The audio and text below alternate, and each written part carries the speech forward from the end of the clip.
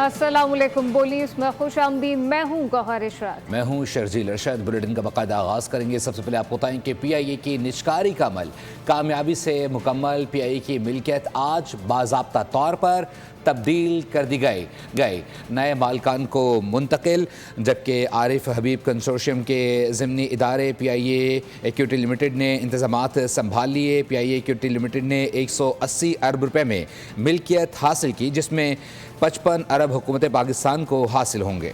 नई सरमायाकारी ऑपरेशनल इस्लाहात बेड़े की जिद्दत, नए रूट के आगाज़ इदारे को डिजिटल खतूत पर इस्तेमाल करने और प्रोडक्ट के म्यार को बेहतर बनाने पर खर्च होगी।